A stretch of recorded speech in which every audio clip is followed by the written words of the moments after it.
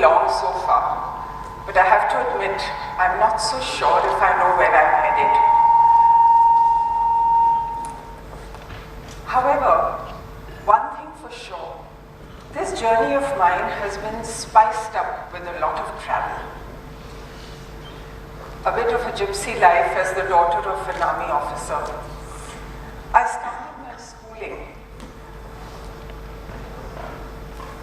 started my schooling in the UK, and then my father moved to Ethiopia in Africa. So when I actually came back to India, I was going to go to class 4, I was about 9.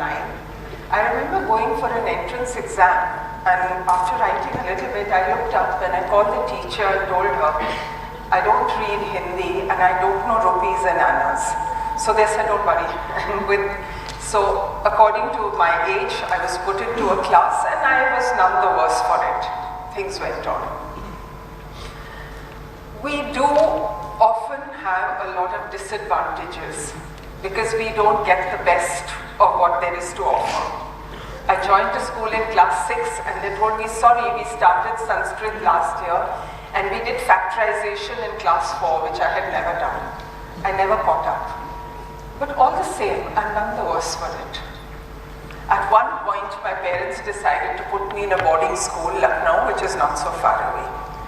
And I want to speak a little about the school and the college, where I think a lot of you want to, can identify with. This is where you really get molded into the thinking, the attitude, the person you're going to be. I was very fortunate with one small incident. When I was in class 9, I was asked to help teach my Thoban's son. So after school, I would take extra classes and I would teach this boy called Ashok. This was a very early initiation into thinking of issues, coming out of myself and thinking about other people and feeling most empowered by having done something very constructive at a young age of 14. I was fortunate as soon as I went into college. Mother Teresa's Prem Niwas was starting in Lucknow. And since Loreto Convent has a very direct connection with Mother Teresa, some of our nuns asked for volunteers, and I was one of the first. This has been a life-changing experience, this volunteering over there. The first 2 inmates was one old man who was nothing but a skeleton, I would say, and another little baby who was also no more than a skeleton. But the love, affection, the respect and regard with which these 2 were treated, and the respect and regard which was given to our little contribution. I used to go carrying my egg from breakfast and my 1 fruit from lunch and make it my humble contribution. And then with the nuns, we used to go out into the basti of Charbagh, which I think today I may be afraid to go. But as a 16-year-old, I was full of a lot of beings. And we went there and played with the children, taught them lots of things and games, the national anthem, how to wash their hands, keep their nails clean. Anyway, what I'm trying to say is that an early initiation into social sensitivity is the need of the hour. This is what makes us good citizens. It makes us able to think out of ourselves and to think in a larger context of the college, of the environment, of India. Can I do something? Of course I can. I am the privileged one to have gone through a fantastic education, something which most of my countrymen don't get. So, rather than be self-centered, this is the time when we've got to think. And this for me has been a game changer, I would say. Well, soon after that, I was married, very soon after college actually. And I have to say that my teachers who said you must appear from IAS and all. As I told you, I didn't know where my journey was going. I wasn't focused. I got married soon after. And therein, I got the same environment. There was ample opportunity. There were so many soldiers' wives from different villages across the country.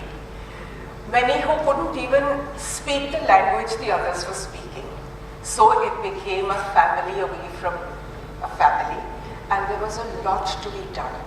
Whether it was the health of the women, whether it was extra coaching for the children, whether it was motivation, and in the absence of the men who are so busy and who have to be away from home, just to be that support factor. So there was a lot one could do, and one did. I absolutely believe that you must make the difference when you're able to. So on, working from there, we went on in life, moving from one station to another. My gypsy life continued. I told you my life was full of travel. Somewhere along the line I stopped and said, am I just an army wife? Is there nothing I can do for myself? Can I not contribute to the family? I was a BA. So I decided it's never too late. I did my B.Ed when my children were in class 3 and 4. My husband was posted in a non-family station. This story I have to tell another time because it's amazing how I traveled in J&K state transport buses for my classes and did it, but I did my B.Ed. And then I did my MA the year my son went to college. That was really interesting because he used to say, I am one person who can say Mama Pado. Not many boys' sons can do it. And this is something that I always quoted to the army wives. I used to have this passion of continuing education. And I used to tell the families, if you have done class 8, please do your 10th. If you've done 10th, do your inter. If you've done inter, do BA. If you've done BA, do B.Ed, do MA. Do something, find your identity. Tomorrow when your husband retires, you should be in your own way able to help. And many of them would laugh and say, Madam ji, kya bol rahe ho? You know what our children will say. And I gave them my example. I said, I could do it, so can you. And then this went on and this enabled me to do a lot. This enabled me, there are some photographs here of some of the schools I taught in. Valvius Patiala, Punjab Public Schools, Joseph's Pathankot, Choitram School in Indore, the line goes on. It was a most gratifying experience. For the faculty who's here, they will understand. When you're a teacher, your gratification is instantaneous. I know how many people are listening to me. I know how much they have ingested. And every day in your behavior, in your attitudes, I see my efforts. I see the products of my work. So, besides augmenting the family income, you have a very gratifying job and you're able to accompany your husband and children wherever they are going. After all, a man needs his family too. I know there are a lot of armed forces families where the wife has to stay in one place because of the education.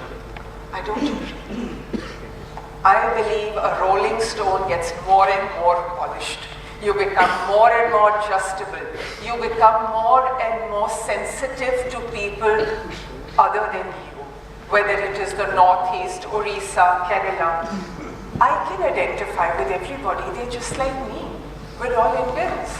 And this is the need of the hour. So I think we were none the worse for it again.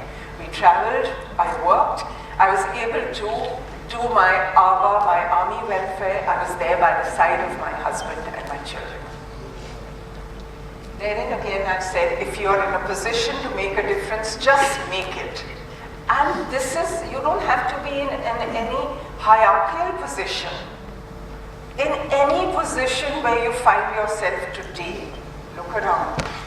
There is so much to be done. If everyone does that little so much, my goodness, the little drops will become a lake, if not an ocean. During my hour days, as well as my school teaching days, as well as being head girl of Loreto Convent, as well as doing my slum little volunteering, one thing I have realized, communication is the key. You have to communicate. You have to listen first for communication. If you listen to the other person, you can help him more. On any platform, whether it is special children, whether it is children in school, whether it is wives, sometimes we dealt with marital discord, sometimes we dealt with problems where the man was drinking or somebody was beating somebody. Friends, communication is the key to every success in life. Not minimizing the success in social development. One of my key strengths, I believe, is an ability to be able to communicate at every level of strata of society. Whether I go into a village, we have adopted 3, and I speak to the ladies, totally illiterate, about whatever their problems. Or if I went to Rashtrapati Bhavan, I would be equally comfortable to speak with the Honorable President. This is something one learns with experience.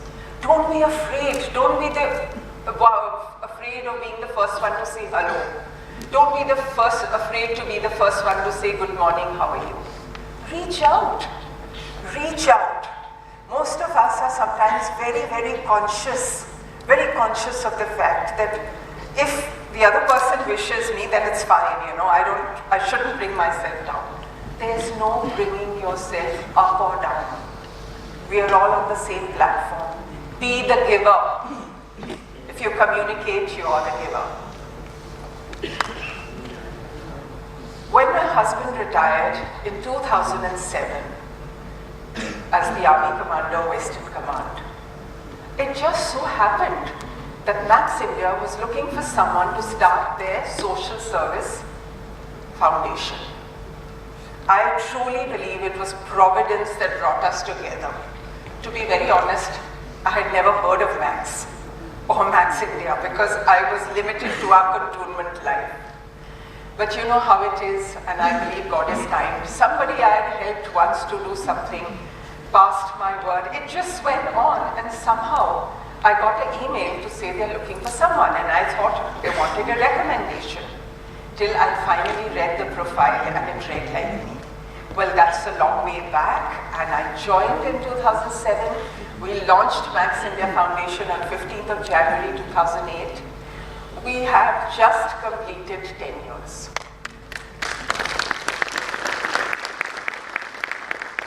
And I believe it is my experience from the very beginning, from teaching Ashok, that gave me the confidence to take on such a thing.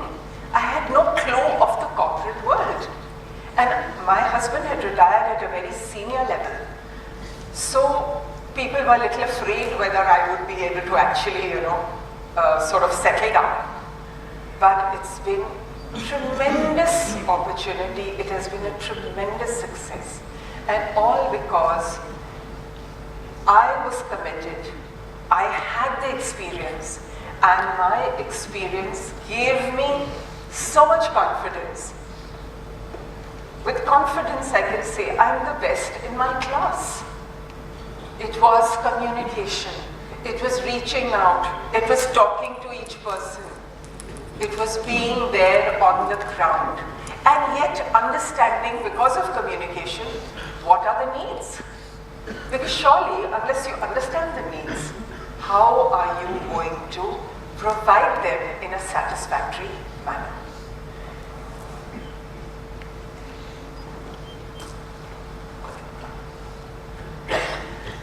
This is the reach of our foundation. This is not really about the foundation, but I just want to tell you that we have a pan-India engagement. We are just a core group, now gone up to 10, it was up to 8. Of course, we have our volunteers in the group companies, but it is a clear vision. It is commitment. It is involvement. It is a thought of nation building. No one of us is small enough to think, you're talking of nation building, what will I in my individual capacity do?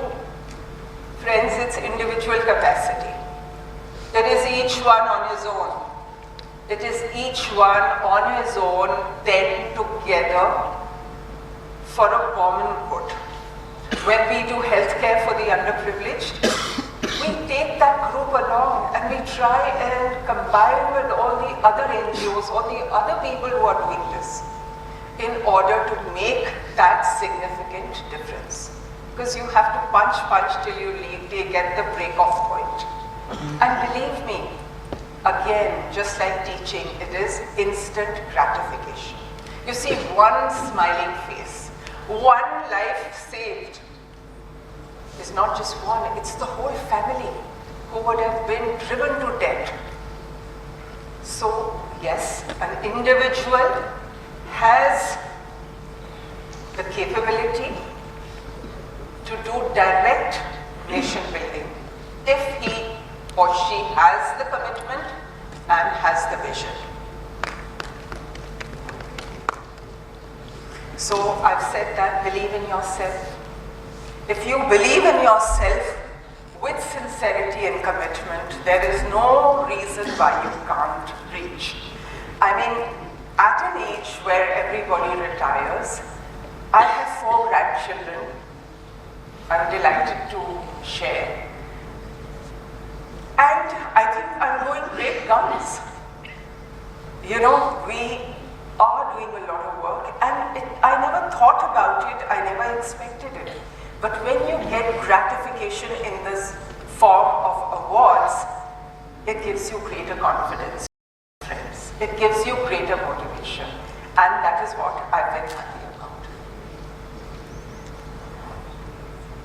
I want to tell you one thing.